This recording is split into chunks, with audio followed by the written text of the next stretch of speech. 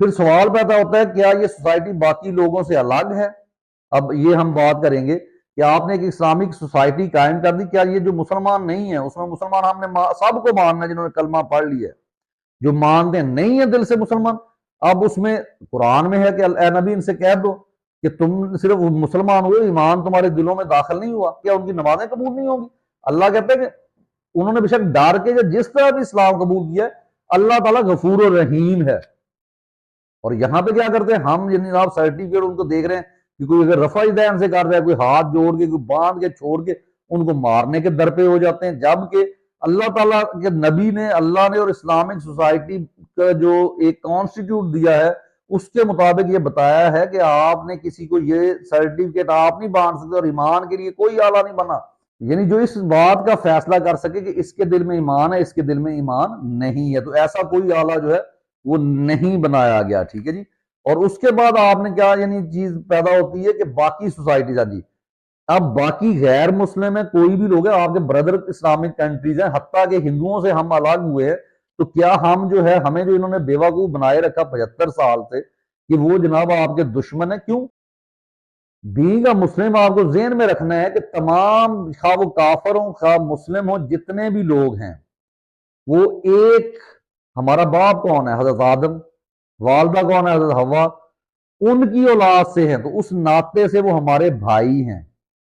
ٹھیک ہے۔ مسلمان کا تو بھائی ہے، لیکن وہ بھی ہمارے بھائی ہیں۔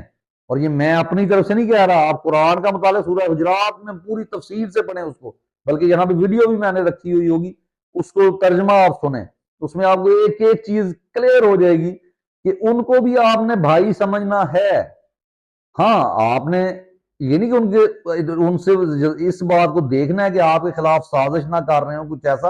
لیکن آپ کے ملک میں اگر وہ مائنورٹیز رہتی ہیں، آپ کے رحم و کرم پر ہیں، یعنی کہ آپ کو ٹیکس بھی ادا کرتے ہیں، پھر تو وہ آپ کی ذمہ داری اتنے ہی محترم ہے جتنا آپ کی مسجد میں رہنے والا مولوی اپنے آپ کو سمجھتا ہے، یا لاہور ڈھیری حسنہ آباد میں رہنے والا آصف منیر جتنا آپ کو محترم سمجھتا ہے، اتنا ہی ایک گٹر صاف کرنے والا کرسچین کمیونٹی کا شخص ہوگا، اور میرے لیے اور ہر اچھے مسلمان کے لیے،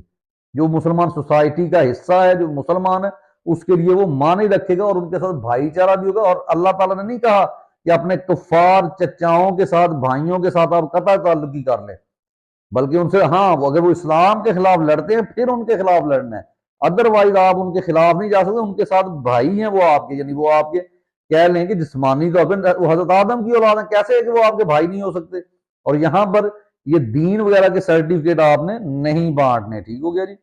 اس کے بعد، کیونکہ اب ایک آخری سوال جو ذرا جلدی بات کو ختم کروں گا، ایمان اور اسلام پہ ہم بہت زیادہ ایک دوسرے کے ساتھ بحث کرتے ہیں۔ اسلام میں نے جیسے بتایا کہ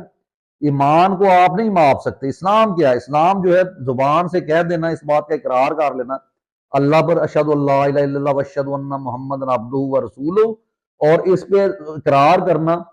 اور پھر اس کے مطابق جو ہے آپ نے حج، زکوٰۃ، روزہ، انبیاء پر، کتابوں پر، یعنی یہ زبان سے کہنا، تو آپ مسلمان ہو جاتے ہیں۔ ایمان اور اسلام پہ ہم بہت زیادہ ایک دوسرے کے ساتھ بحث کرتے ہیں۔ اسلام میں نے جیسے بتایا کہ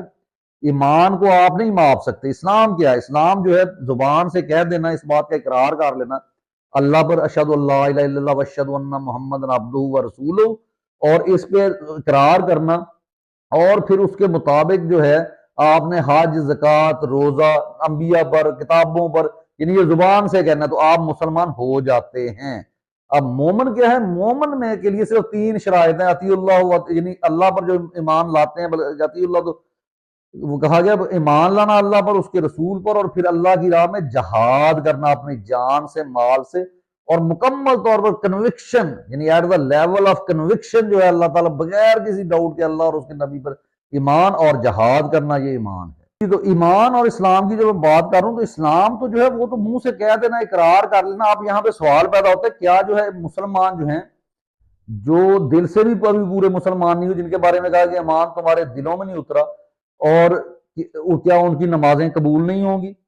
مولوی تو ہمارے نکال دیتے ہیں، جبکہ اللہ تعالیٰ قرآن میں فرماتا ہے کہ انہوں نے ابھی ایمان ان کے دلوں میں نبی نہیں اترا، جس کا مفہوم ہے، لیکن اگر یہ نمازیں پڑھتے ہیں تو اللہ بہت غفور و رحیم ہے۔ تو اگر اللہ غفور و رحیم ہے، ان کو معاف کر سکتا ہے، ان کو راہ راست پر لا سکتا ہے، تو آپ کون ہوتے ہیں اپنے ملک میں جناب مذہبی منافرت پھیلا کر، یہ ڈیوائڈ اینڈ رول کی پالیسی اپنا کر آپ کو ہمیشہ ہمیشہ کے لیے غلام بنانا چاہتے ہیں۔ میں نے آپ کو اسلامی ریاست کے تمام اصول جو الحمدللہ بتا دیے، اس کے مطابق زندگیاں گزارے، کسی کو کافر نہ کہیں۔ شیعہ لوگ جو ہے وہ بھی اللہ کے پیارے ہیں، سنی بھی اللہ کو پیارے ہیں، ہر بلکہ تو فرقے ہونے نہیں چاہیے، لیکن اگر فرقہ واریت بھی ہے آپ کے لیے غیر مسلم بھی جو ہے وہ ایک احترام کا درجہ آپ اسے بھی دیں گے۔ یہ نہیں ہے کہ اس کی زندگی ایسے ہے کہ جیسے آپ اٹھ کے یہودی مار دیں تو شاید آپ کو ثواب مل جائے گا، نہیں ایسا نہیں ہے، میں نے ابھی آپ کو واضح کر دیا۔ اور پھر آپ نے شک نہیں کرنا کسی کے اوپر کہ جس کا اسلام یعنی جس کی واضح مثال، وہ ایک جنگ میں جو نبی صلی اللہ علیہ وسلم ایک شخص نے کہا کہ میں کلمہ پڑھ لیا اور اس کے بعد جو صحابی نے ان کو مار دیا، شہید کر دیا یا قتل کر دیا، تو کسی نے آگے بتایا، نبی صلی اللہ علیہ وسلم غصے میں آ گئے تو آپ نے فرمایا اللہ کے نبی اس نے صرف ڈر کر کلمہ پڑھا، تو آپ نے کہا کیا تمہیں اس کے دل کی حالت کا پتا تھا؟ کیا تم دل کی حالت کو جان سکتے ہو؟ تو مراد یہ ہے کہ آپ کسی کے دل کی حالت نہیں جان سکتے، اس لیے اپنے مولوی جب اس طرح کی باتیں کریں جو آپ کے بچوں کے